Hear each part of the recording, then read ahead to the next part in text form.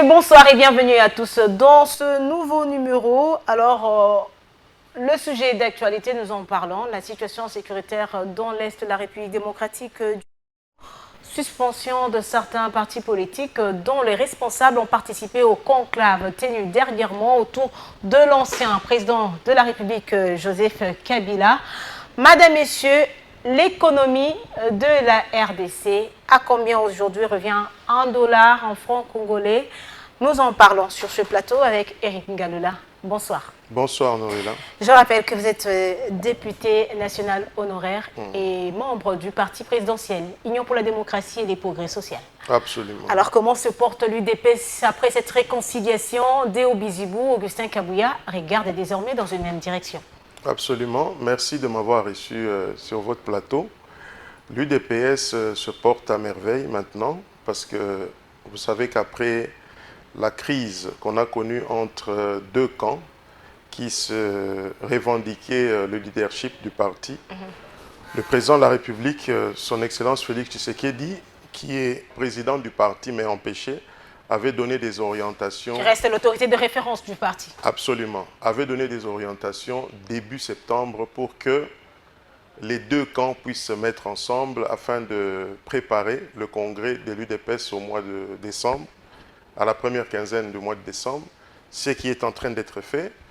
Un comité de suivi a été mis en place, des réunions se succèdent pour que nous puissions atterrir le mois prochain au congrès de l'UDPS afin que nous puissions revoir les textes du parti pour que le parti s'adapte aux réalités du pouvoir. Parce que pendant 37 ans, nous étions à l'opposition, on n'avait pas prévu qu'on serait au pouvoir un jour. Donc, l'UDPS... Vous avez tellement l'expérience dans l'opposition. Absolument. Alors qu'il est important de vous adapter aux réalités dans cette gestion, le régime de Félix Tshisekedi. Exactement. Donc, alors, c'est ce qui est en train d'être fait. Et je crois à la bonne volonté de tout le monde qui suit les orientations du président de la République.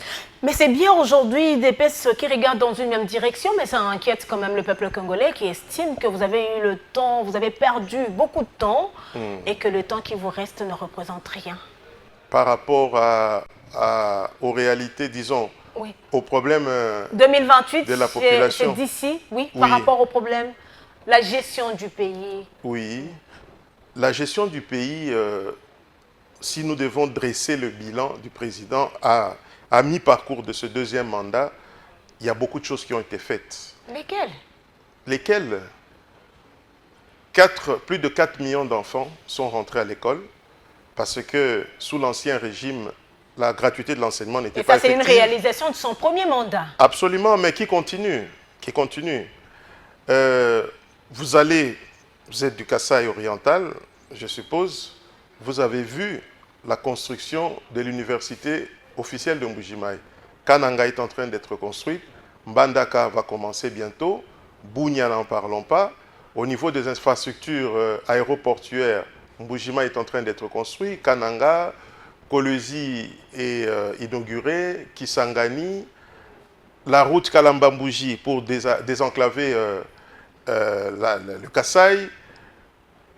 L'augmentation de la capacité d'eau pour la régie des eaux avec l'inauguration de l'usine Lemba-Imbu, je pense, et Ozone. Ouais.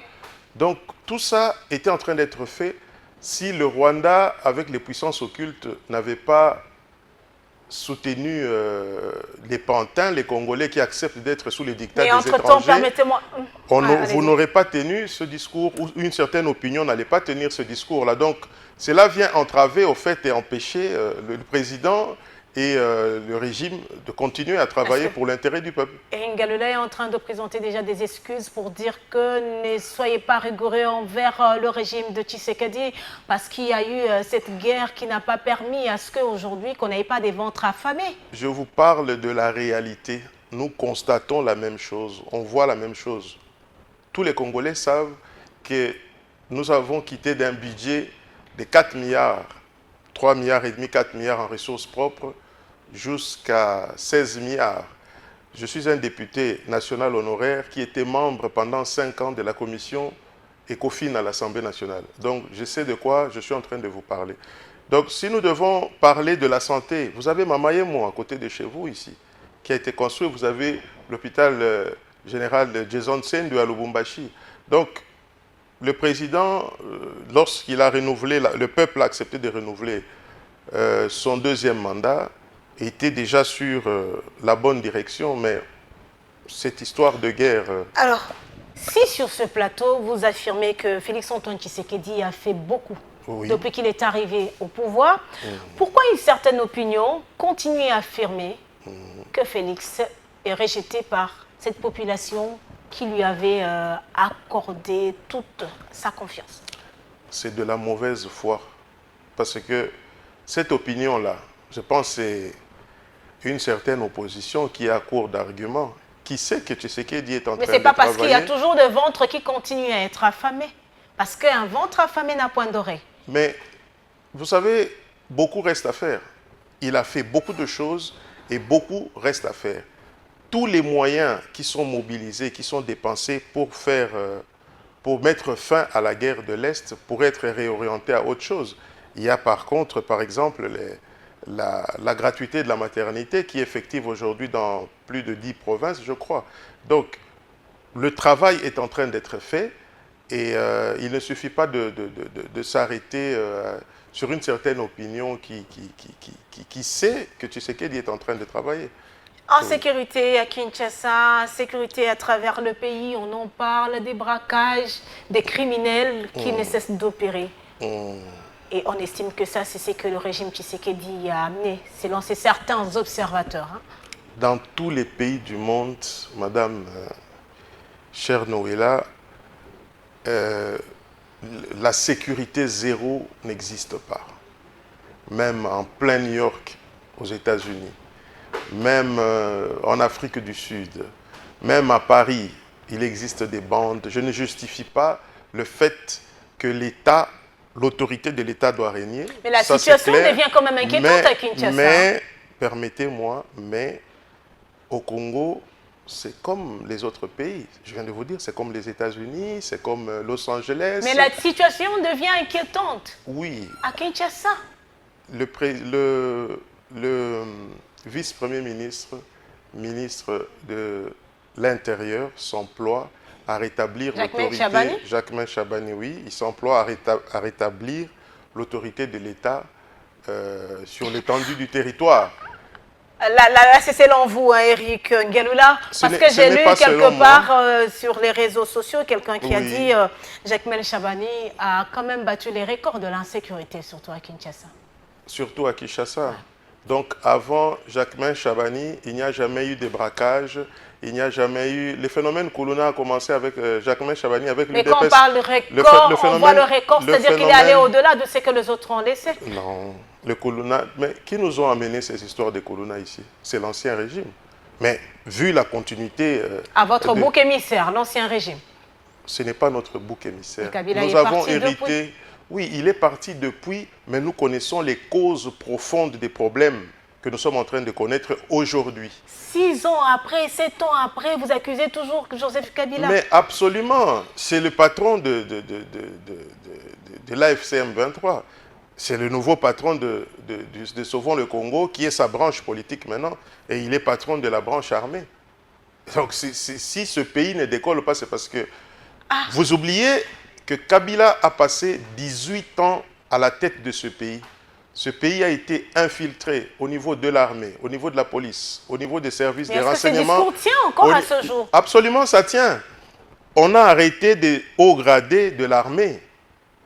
Un ancien chef d'état-major général, conseiller militaire du président de la République, le chef de la maison militaire du président de la République. Vous savez, ils sont passés aux aveux. Ils ont été radiés des forces armées. Qui était derrière eux? N'est-ce pas l'ancien président? N'est-ce pas Joseph Kabila? Et vous espérez que le pays va décoller comme ça? Avec un, entre guillemets, sénateur à vie? Je ne crois pas. Il est l'obstacle, il est la cause, lui, avec son régime, parce que n'oubliez pas, il est le produit de la première agression rwandaise en République démocratique du Congo, qui a amené ce pays là où il est aujourd'hui. Et Tshisekedi, c'est le renouveau du pays qui est en train... Félix Tshisekedi à la tête de ce pays, c'est pour un Congo nouveau, un Congo où il fait beau vivre. C'est pour ça... Est-ce que Eric Ngalula est en train de dire à l'opinion qui est en train de nous suivre que le mal de ce pays, c'est Kabila, et la vie de ce pays, c'est Tshisekedi? Le mal de ce pays, c'est l'AFDL, qui a produit le PPRD et tout ce qui a suivi. Félix Tshisekedi, c'est l'espoir. C'est celui qui est venu déboulonner le système de Joseph Kabila dans ce pays. Et quel est le système qu'il a déboulonné? Parce que la corruption, on en parle, le détournement, on continue à en parler.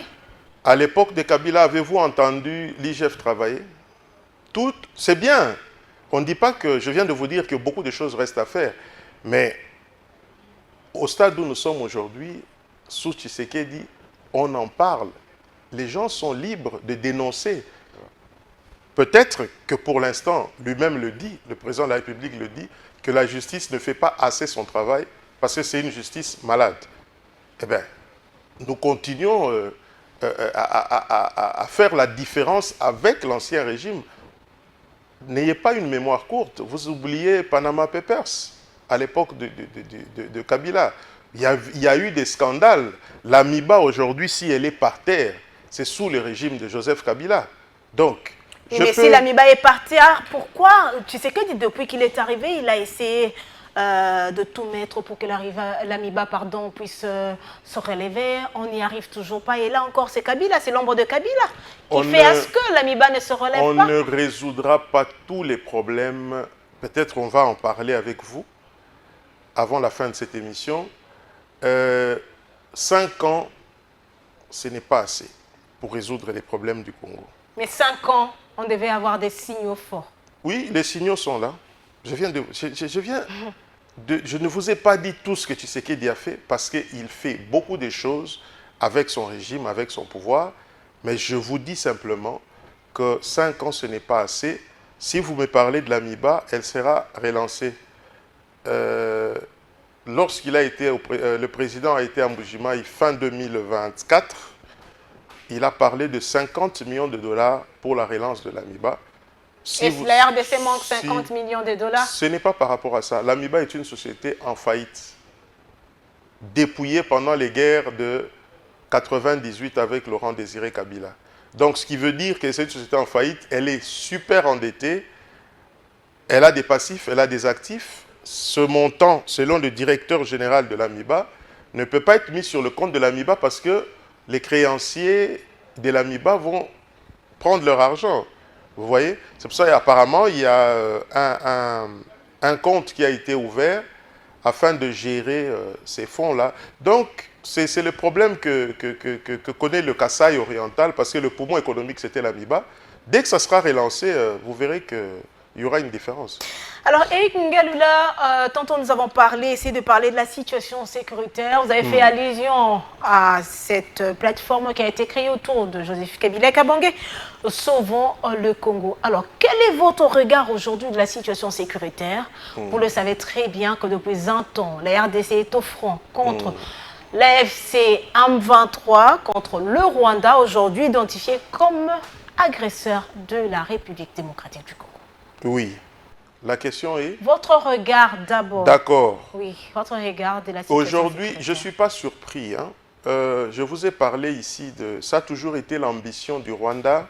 Vous avez suivi le président en Égypte, devant la diaspora congolaise qui vit en Égypte. Le Rwanda, Kagame, le régime Tutsi Kagame au pouvoir, a toujours eu, les Rwandais en général, Tutsi comme Hutu, mais surtout les régimes actuels ont toujours eu des visées expansionnistes de prendre l'Est de la RDC. Premièrement, parce qu'ils ont un problème de démographie galopante. Le Rwanda est un petit pays, mais avec une population qui ne cesse d'augmenter. Et deuxièmement, et c'est la raison principale, le Rwanda envie nos terres de l'Est parce que c'est une terre qui est riche en minerais et des terres arables, en fait. Donc, comme ils ne peuvent pas s'afficher à visage découvert, ils ont toujours recruté des marionnettes congolais. Laurent Désiré Kabila, oui, Laurent Désiré Kabila, et ils ont utilisé Joseph Kabila. le RCD, avec tous les Congolais qui étaient au RCD, là, que vous connaissez, c'était des marionnettes du Rwanda. C'était le Rwanda les véritables patrons à l'Est, en 98 jusqu'en 2002. En 2003, il y a eu 1+4. Maintenant, c'est rebelote, on recommence. Corneille Nangaa, avec ceux qui sont à l'Est du pays, ils sont manipulés par le Rwanda et l'Ouganda, mais principalement le Rwanda. Vous devez savoir une chose, que la crise à l'Est de la République démocratique du Congo est d'abord une crise identitaire qui tire ses origines depuis l'époque coloniale. Ça aussi, c'est un problème. Parce que très vite, dans les années 1920, il y a eu les Banyarwanda qui sont venus habiter dans le Massissi, dans le Rutshuru, au Nord Kivu. Et beaucoup plus tard, dans les années 59, 62, 72, il y a eu la vague des Rwandais qui sont venus habiter à Ouvira, près d'Ouvira, Banyamulenge et tout ça, dans les collines des Banyamulenge. Et on avait dit que tout le monde puisse avoir l'identité de la RDC. Toute personne qui vivait sur le sol congolais. Exactement. Alors... Est-ce que tout le mal est parti de là? Oui, tout le mal est parti de là. Okay. Tout le mal est parti de là.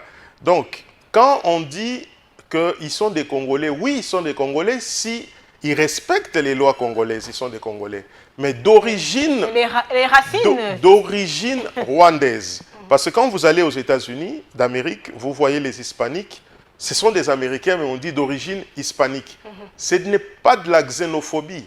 Donc il faut qu'on arrête de sortir ce chiffon rouge-là de spectre, de faire peur aux gens pour dire voilà, les Banyamulenge sont stigmatisés, les Banyarwanda et tout ça. Comme Moïse Nyarugabo qui est toujours dans les valises des Rwandais depuis l'AFDL, RCD. Aujourd'hui, il s'affiche clairement avec Corneille Nangaa. C'est pour vous dire que nous ne sommes pas des petits-enfants. Lorsque vous allez vérifier les archives du musée royal en Belgique, à Tervuren, si vous y allez, vous verrez que avant l'indépendance, il n'y a jamais eu une tribu qu'on appelle Banyamulenge. Ça n'existe pas. Donc, qu'on raconte ça aux petits-enfants qui ne connaissent pas l'histoire de leur pays, moi, je crois que c'est là, c'est à partir de là, ce sont les conséquences que nous connaissons aujourd'hui. Pour chuter, on ne sait pas qui est congolais et qui ne l'est pas. Mais on a commencé une identification ici, malheureusement. Voilà, il faut que cette opération n'a pas abouti. Voilà, il faut que aujourd'hui, même nous, Congolais, les Congolais ne savent pas qui est Congolais et qui ne l'est pas. On n'a pas de pièce d'identité. On n'a pas de pièce d'identité, c'est grave. Et c'est pour ça que... Pour un pays qui a déjà plus de 60 ans. Exactement, avec des frontières poreuses, nos frontières sont ouvertes à tout le monde. Donc les gens entrent et sortent comme ils veulent. Pour protéger notre pays, je pense qu'on doit commencer à ce que les Congolais puissent savoir d'abord qui est Congolais et qui ne l'est pas. C'est à partir de là que cette bêtise de Kagame va s'arrêter. Est-ce que Eric Ngaloula est en train de dire la diplomatie du président de la République, oui, c'est bien. Les efforts, oui, l'armée est au front, c'est bien. Mais pour avoir de bons résultats, il faudra identifier et connaître qui est Congolais et qui ne l'est pas. Il faut identifier les Congolais, restauration de l'autorité de l'État. Vous savez, quand vous partez aux États-Unis, en Belgique, en France, dès que vous voyez un policier qui vous arrête pour une contravention, vous ne badinez pas parce qu'il représente l'autorité de l'État. Ce qui n'est plus le cas en RDC. Ce qui n'est plus le cas en RDC. Ce n'est pas parce que je suis au pouvoir que je dois être démagogue pour dire que ça existe. Non, on les voit. Quand on dit qu'il ne faut pas prendre le sens contraire, n'importe qui peut le prendre, c'est parce qu'on n'a pas peur. On ne sent pas l'autorité de l'État. Alors, comment restaurer cette autorité de l'État? Cette autorité de l'État passe par d'abord avoir une armée forte, dissuasive et républicaine pour que nos voisins puissent redouter que si nous allons badiner sur ce terrain-là, ces gens-là vont nous dégommer. Mais visiblement, c'est une opération qui ne prendra pas 1 année, 2 ans, 3 ans. Oui, vous avez tout à fait raison, mais il faut commencer par quelque part. L'Angola, après la guerre de 2002, quand Jonas Savimbi est mort, a investi dans l'équipement, le casernement, la nourriture, la formation des militaires. Nous pouvons aussi le faire, nous en avons les moyens. avec les bases de Kitona, Kamina, Oui, la Kamina, base j'ai logistique, visité. oui, de Kankokolo, nous pouvons avoir une armée saine, je vous dis, et on nous respectera parce qu'à l'époque du Zaïre, Kagame et Museveni ont fait leur aventure pour venir, quand ils ont voulu chasser Abiyarimana en 93-94, c'est toujours l'armée zaïroise avec le général Mayele à sa tête qui a repoussé l'armée de Museveni et de Kagame jusqu'à la frontière du Rwanda et de l'Ouganda. Donc, nous avons une armée, mais nous devons l'exfiltrer de l'infiltration. Joseph Kabila et tous les Rwandais qui sont venus en 97 avaient pris nos archives. Ça, c'est encore un débat. Donc, ils avaient affaibli notre capacité de défense. Aujourd'hui, avec Félix Tshisekedi, nous devons monter une armée républicaine. Avec Félix Tshisekedi. Oui, avec Félix Tshisekedi. Je le dis. J'espère que vous avez Nous sommes en suivi. 2025, donc 2028 déjà, c'est dans quelques années. Que voulez-vous dire par là? Parce que, pourquoi vous parlez de 2028 en fait? Parce que Félix Tshisekedi, en 2028, il doit partir, la Constitution. Si la paix revient, Alors, c'est à moi de vous poser cette question. Vous voulez dire quoi? Parce que vous n'êtes pas d'accord avec moi de parler de 2028. Oui, nous parlerons de 2028 quand la paix sera revenue à l'Est. Non, vous voulez dire quoi? Je veux dire S'il n'y a pas de clairement, paix, il n'y aura tant pas qu'il n'y a élection. pas de paix, il n'y aura pas élection dans ce Félix pays. va glisser Jusqu'à ce qu'il y aura la paix, jusqu'à ce que Hein? la paix va revenir sur Donc, l'étendue du territoire. Non, dites-le clairement. Félix Tshisekedi va rester au pouvoir. Félix Tshisekedi, mais nous l'avons vécu ici, non, madame? Non, Kabila, Félix Tshisekedi, avant de permettez-moi, parler de Kabila. Joseph Kabila était président, non? En 2016, la Cour constitutionnelle nous avait dit qu'il n'y a pas de moyens pour organiser les élections. Quand Matata était Premier ministre. Eh bien, là, nous tendons vers ce que vous appelez élection en 2028, mais avec 2 provinces en moins, occupées par une armée étrangère qui pille, qui tue les Congolais, qui viole les femmes congolaises et les filles congolaises, vous allez me dire que nous allons organiser les élections en 2028 dans ces conditions. Mais il faut être un naïf pour parler d'élections à ce si stade. la guerre va jusqu'en 2040, Félix Tshisekedi sera toujours au pouvoir? La guerre va finir parce que nous n'avons pas peur des élections, hein. Croyez-moi. Je parle ici de la situation que traverse la République démocratique du Congo. Nous avons la province du Nord Kivu et une partie de la province du Sud Kivu. Bon, en partie, c'est pas entièrement exactement. On ne peut pas organiser des élections comme ça, mais ça serait une balkanisation de... Comment les autres vont aller aux élections? Les habitants de Goma, Massissi, Ruchuru, vous Bukavu. reconnaissez quand même que Félix Tshisekedi va faire ses 2 mandats et il va laisser la place à quelqu'un d'autre? La constitution actuelle donne 2 mandats maximum à celui qui est président de la République. Mais vous connaissez la position du président par rapport au changement de la constitution.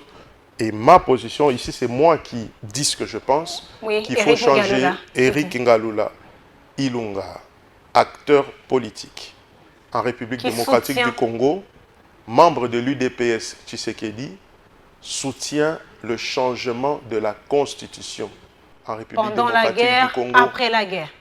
Après la guerre, ou quand la guerre tend vers sa fin, nous devons passer à une 4e république parce que la 3e république a montré ses failles. Vous voyez ce qui se passe dans des provinces? Toutes les provinces de la République démocratique du Congo sont instables de par la constitution. On voit quand même ces agitations, Assemblée nationale, Assemblée provinciale. Oui. On voit les gouvernorats, j'allais dire. Oui. Donc les gouverneurs avec les assemblées provinciales. Ça ne tienne pas. La cause, Madame Noëlla, c'est la constitution. Les députés provinciaux ne sont pas capables d'être matures. Les députés provinciaux ne sont pas capables d'être matures. Oui, c'est du chantage sur les gouverneurs et les gouverneurs n'ont pas le temps de travailler. Vous voyez? Lorsqu'ils ont 2-3 mois... Est-ce qu'il ne faudra-t-il pas supprimer ces assemblées provinciales comme l'ont toujours souhaité certaines personnes, certains politiques? C'est pour ça qu'il faut aller toucher la Constitution. Par exemple, ils peuvent rester peut-être que pour contrôler le gouverneur, mais que le gouverneur soit nommé par le président de la République, gouverneur originaire ou non originaire, nommé par le président soit nommé par le président de la République, ou que la population, le jour où il va voter, les députés votent aussi les gouverneurs directement et qu'ils ne soient pas dépendants des assemblées. Donc l'assemblée peut être là que pour contrôler, pour que le gouverneur ne se permette pas. Voilà, exactement. Donc il y a ça. Vu. La situation tendue dans la province de Chopo, Congo central, Kinshasa, Kasaï oriental. Il faut s'assumer pour toucher la Constitution parce que on n'a pas le niveau, on n'a pas cette maturité des nations comme le Nigeria, comme les États-Unis par exemple, où on nous a mis devant le fait de voter, ces élections indirectes-là, des gouverneurs, des sénateurs, mais c'est des monnayages.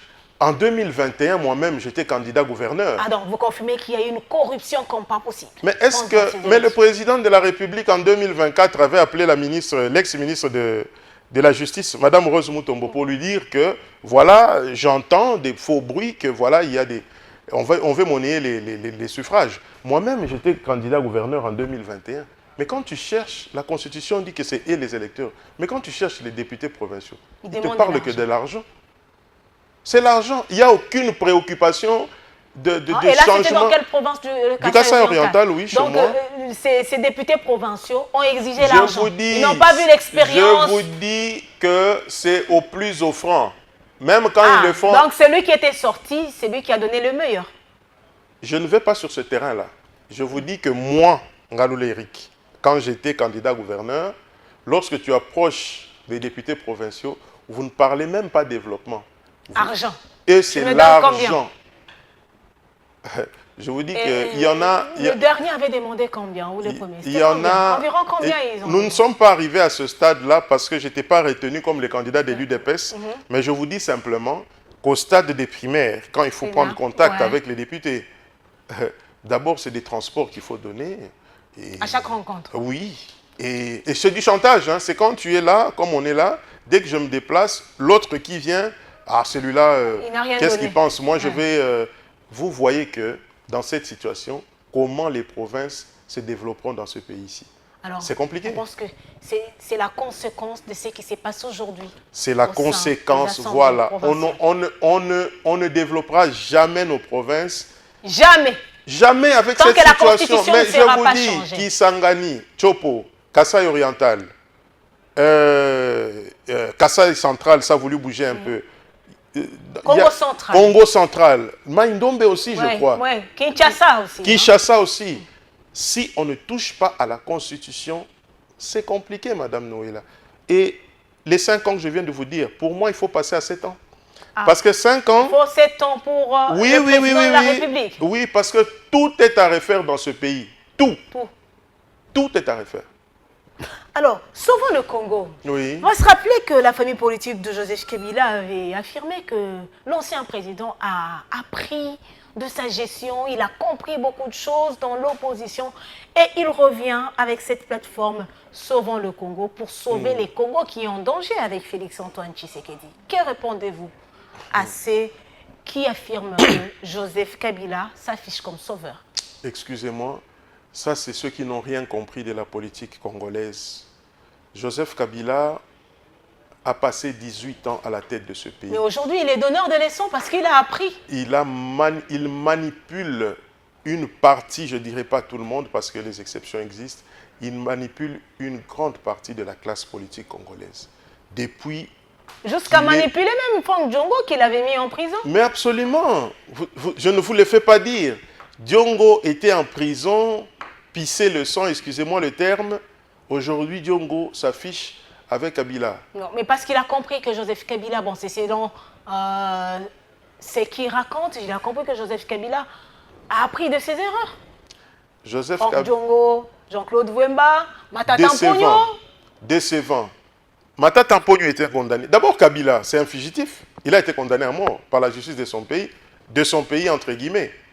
Ils sont en train de se pavaner à Nairobi avec Matata aussi qui a été condamné pour le procès, le dossier Bukangalonzo.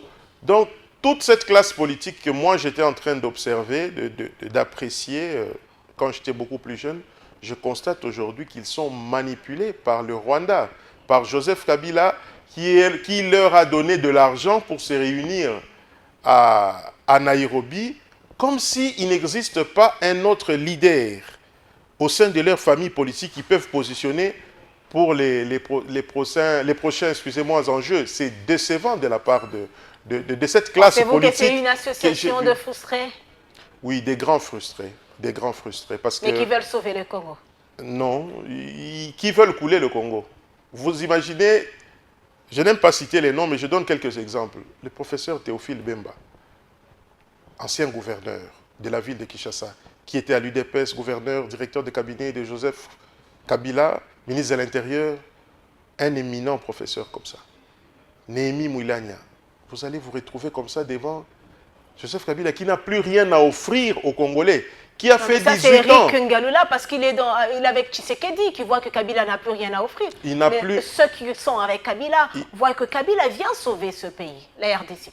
Ce sont des la RDC, son pays. Ce sont des politiciens périmés, manipulés, qui n'ont plus rien à offrir, qui sont allés se rencontrer à Nairobi pour vendre du vent. C'est une messe noire. Que pensez-vous de la suspension des partis politiques, de ceux qui se sont retrouvés avec Joseph Kabila à Nairobi? Il faut que ça continue comme ça. Ça doit continuer.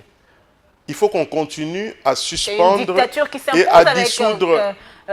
Tshisekedi. Ce n'est pas de la dictature. Il faut un pouvoir, quand on parlait de la révision de la Constitution, il faut un pouvoir monolithique très fort. C'est-à-dire, il faut qu'on sente dans ce pays qu'il y a une autorité de l'État, il y a un pouvoir qui s'exerce. Ça, c'est pas réduire les opposants au silence? Sous Kabila, le RCD-KML, non, pas KML, c'est KML, le RCD de Roger Lumbala, a été suspendu juste parce qu'on l'avait entendu qu'il était à Kampala avec le M23. Mais de quoi parle-t-on? C'est la même chose qu'on est en train de refaire simplement. Donc, le parti de l'ancien Premier ministre, le parti quels sont ces partis qui ont été suspendus encore? Le parti de Seth Kikouni. LGDD Matata. Vous allez vous rencontrer avec un fugitif, quelqu'un qui est derrière les coups d'État qui devaient se passer il y a 2, 3, 4 mois dans ce pays. C'est lui qui soutient l'AFC M23. Vous savez où le trouver et vous communiquez avec lui. Et vous voulez qu'on continue à laisser votre parti politique fonctionner normalement. Nous ne sommes pas dans une jungle.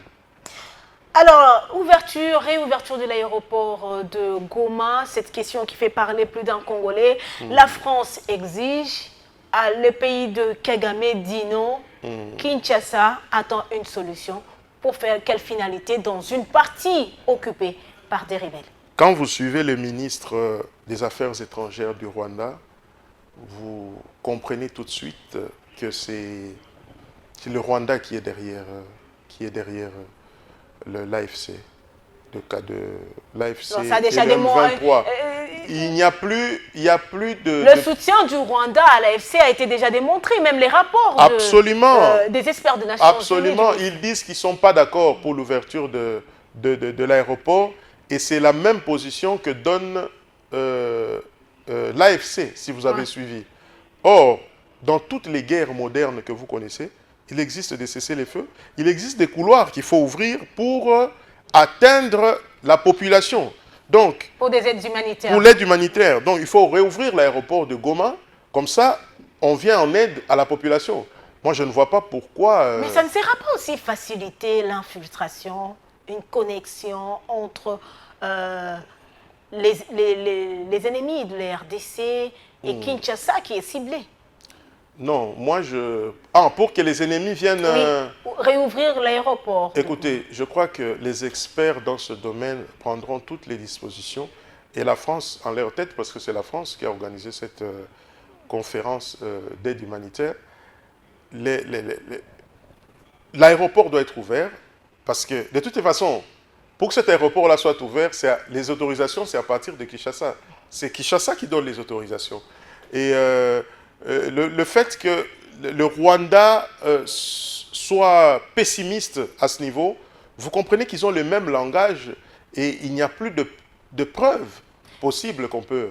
Eric Ngalula, pour ou contre le dialogue, pour la paix, le dialogue aujourd'hui que soutient également la plateforme Sauvons le Congo, la démarche du couple ECC Senko?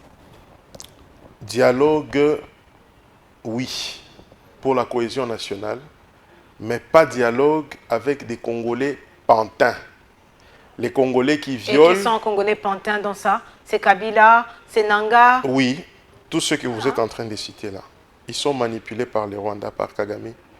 Vous savez, Noëlla Kagame a dit au mois de juin, si je ne m'abuse, que je n'ai pas besoin de marcher jusqu'à Kinshasa à 2000 km pour atteindre Kinshasa. Si je veux frapper Kinshasa, je le fais à distance. Vous avez vu 2 mois, 1 mois après, les généraux qu'on a arrêtés. Vous comprenez? Donc, on doit faire très attention.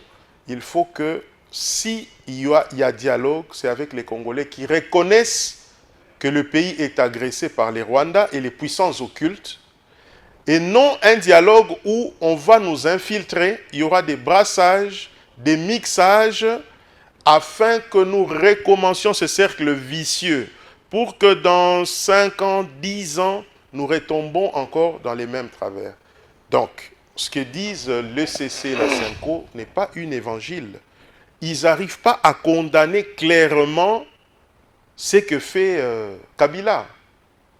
On sait tous pour qui ils sont. Je crois que sur une chaîne de la place, j'avais suivi le ministre, le VPM honoraire à l'intérieur, Peter Kazadi, qui avait dit qu'il avait des informations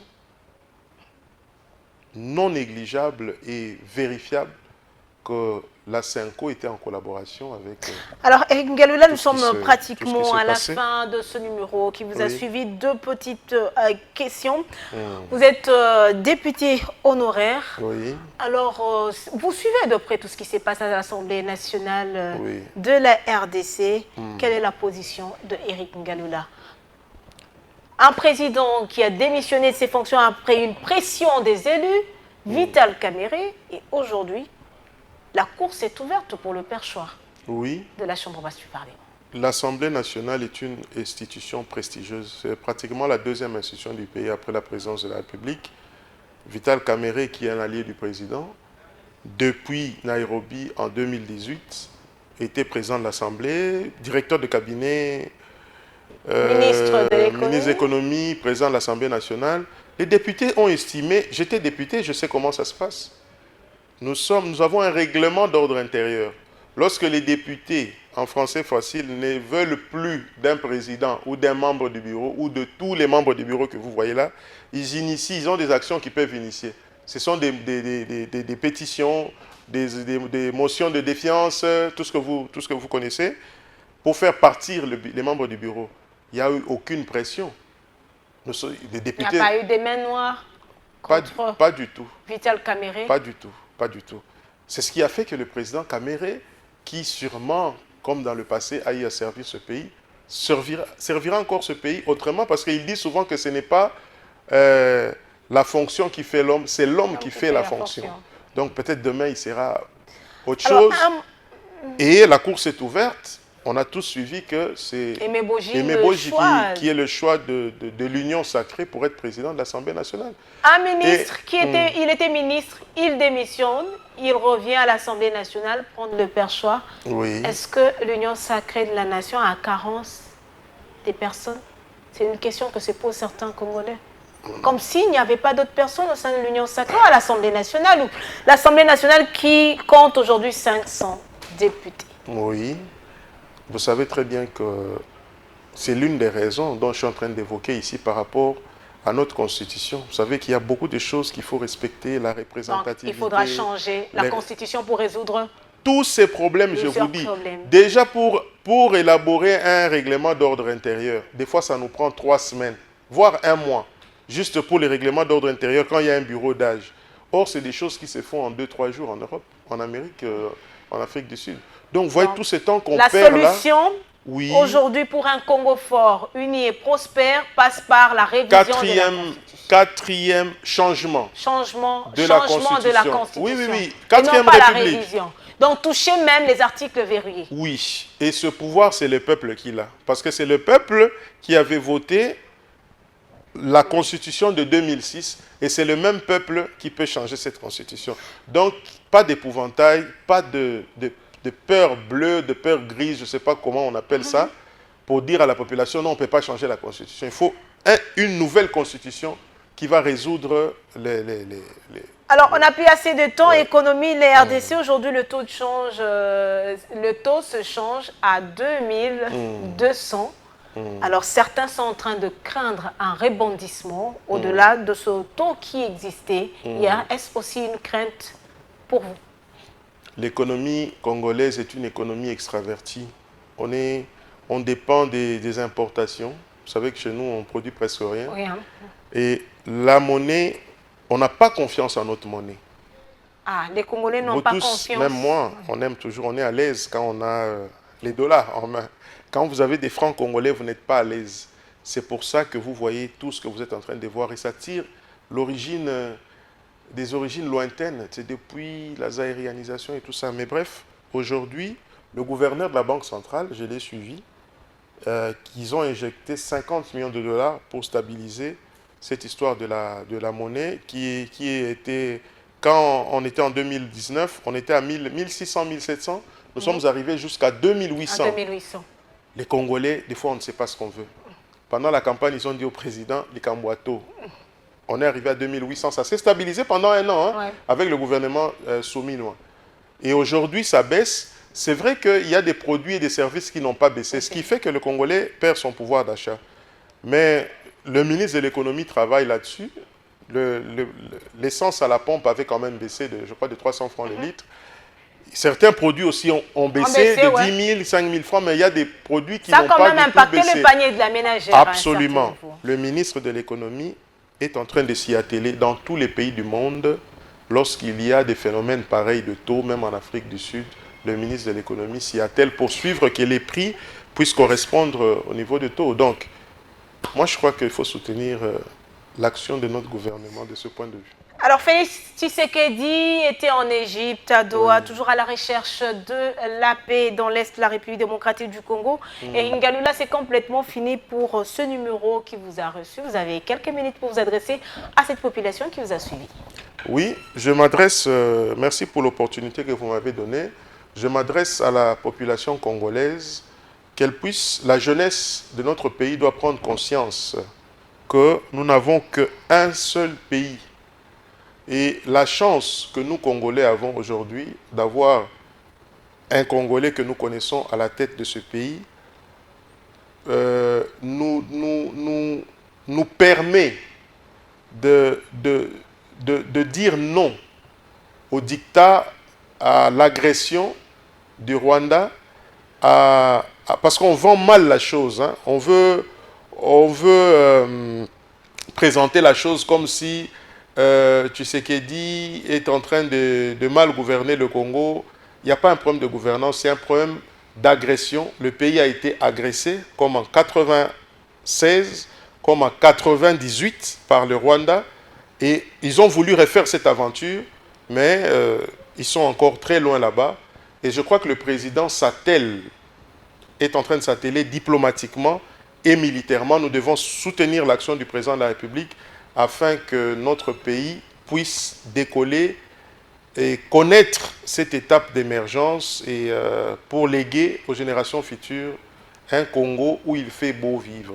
Merci bien, Madame, Messieurs. Je rappelle que notre invité de ce jour est Ngalula, député honoraire et nous vient du parti présidentiel Union pour la démocratie et les progrès sociaux. Merci d'avoir répondu à nos questions. Avec le plaisir de vous retrouver prochainement. C'est moi, Noëlla, c'est moi qui vous remercie. Merci. Au revoir. Beaucoup. Et n'hésitez pas de nous écrire et contactez-nous par ce numéro affiché. Écrivez-nous et la porte reste grandement ouverte à tout le monde. Au revoir.